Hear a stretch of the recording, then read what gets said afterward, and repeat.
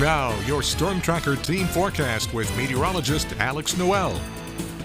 Good evening, everyone. Taking a look at the live Viper radar. Again, not much track here across the capital region. That will likely change later this weekend, overnight on Saturday and early morning on Sunday. We'll get to that in just a moment, though. Currently, our temperatures reside in the mid to upper 80s. Dew point temperatures are beginning to have a bit more moisture in them. Noticing that some areas are even in the mid 60s. Others are hanging around the lower 60s, upper 50s. You have to have water in the air to have rainfall in the first place, and to see this gradual change in the forecast is a telltale sign of what is yet to come. Satellite radar again doesn't show a single cloud in the sky, but through the day tomorrow we're likely going to see an increase of our cloud cover ahead of our next front. So speaking about that boundary on the future tracker, I'll be fully and completely honest with y'all. Models still don't have a perfect grasp on when this boundary is expected to move through the state of Louisiana. Some of them have it earlier, mostly in the afternoon to evening hours on Saturday. Others are pushing later into the night on Saturday, earlier in the morning on Sunday by the time it gets here about 4 a.m. I'm in the group that's closer to overnight and early morning on Sunday due to just the timing of the front moving and the potential ingredients that are available for it.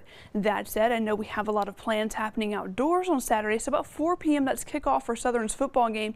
Isolated to spotty showers are possible, but the threat for strong to severe thunderstorms will not be likely until Sunday morning before the sun even rises. The big question here is, by the time this linear boundary makes it to our area, will there be enough instability in the atmosphere for it to produce strong to severe thunderstorms? Well, to answer that question, the very northwestern segments of the capital region have been included into a level 1 out of 5. That's a marginal risk, and the main concerns that we have is going to include damaging wind gusts and isolated hail.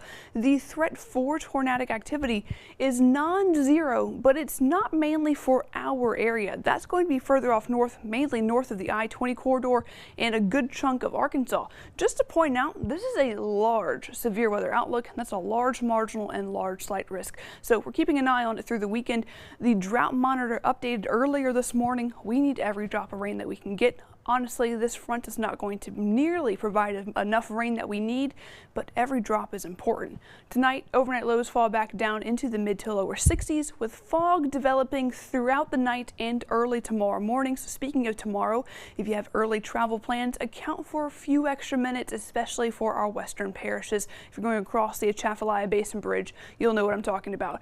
Daytime highs rebound back into those upper 80s, and eventually we have rainfall in the forecast this weekend. Clearing out on Monday, potentially an isolated shower on Tuesday.